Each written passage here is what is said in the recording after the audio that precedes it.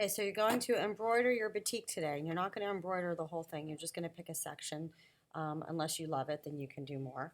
But you're going to use the needles, the batik needles, and the needle threaders that are in the pink cabinet on the far right where it says sewing materials. And you can try to thread the needle, and please don't lose these because these have a little bit bigger of an eye. I usually like the top, but if this doesn't fit, because this is actually 6 strands of string, what you can do is use the needle threader. So how these work, you take the needle threader, let me move that so you can see, and put the wire through the eye of the needle, and then you put your string, which by the way I cut about my arm's length, but it's up to you. If you're not doing a whole big area in a specific color, you can cut the string a little bit smaller. Pull it through. Now when I pull it through here, I want to make sure I hold the wire here. If I hold back here, a lot of these tend to break and this falls out, which is why you'll see these little wires taped with the duct tape, just because you really just want to hold those wires as you pull the string. So as I hold these wires, what that's going to do is it's going to pull the string through the needle, and that's the easiest way to thread the needle. And again, don't lose these. I don't have too many. They get lost very easily because everything's pretty small. So there I have my needle threaded, and I'm ready to start. And what I'm going to do is start on the back side, and you can see the back. I don't really care what it looks like, so it's kind of crazy messy.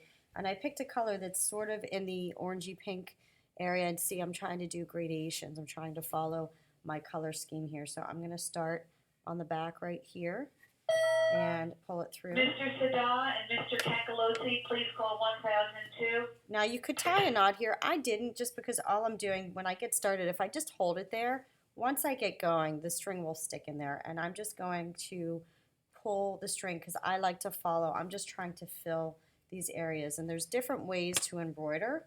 I like the kind where you fill it. Now from here, I filled that area. From the back, it's going to use less string if I just go straight next to it. I could just keep going this way, but if I go straight next to it, that needle's going to come out over here and fill the space. So I'll show you this next one here. Now I purposely over here spread it out because this area is not a solid red like it is down there. So I spread it out because I'm going to interchange like I did up here, and that will give you that gradation effect.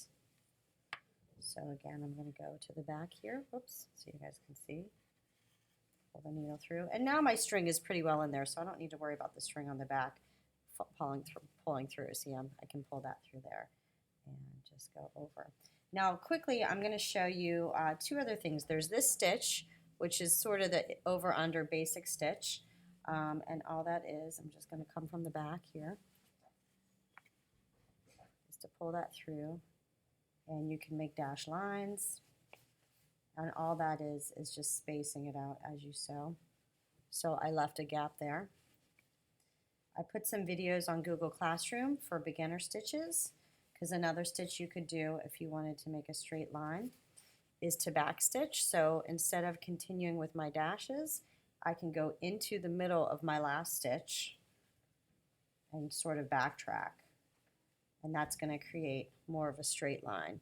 Now the reason you wouldn't want to go from here all the way to here is, and you can even see it here, you start to get some of that's like a real gap.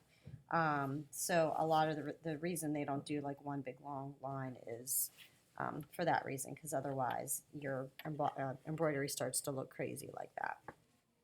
So that's the back stitch, and then the last thing I'm going to show you is if you wanted to do more texture. That's the whole point of the embroidery, adding texture to our batik, to do flowers or knots. This is called a French knot. I'm going to just go back here and do that back over here.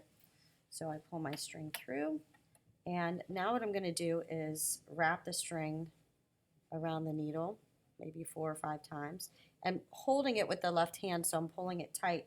I'm going to go back where I started, and what that's going to do is that's going to tie that knot, and I'm continuing with my left hand to hold that nice and tight. I can get it through. It usually isn't this hard. Let's try that again. What happened here? Maybe I twisted it too tight. So let's go back. Sorry. Do over. And the reason we're embroidering our batik is because I'm assuming you don't really care so much about this design. So this whole process is just practice for you to learn how to embroider. If you end up loving what you're doing, then it can count for your smash book and it can be graded. So you guys saw what I did. I'll do that one more time.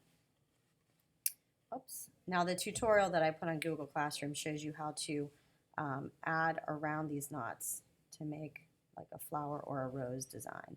There's some amazing things that I found online that I shared with you in Google Classroom. This one keeps getting stuck, and I don't know why. This didn't happen last night.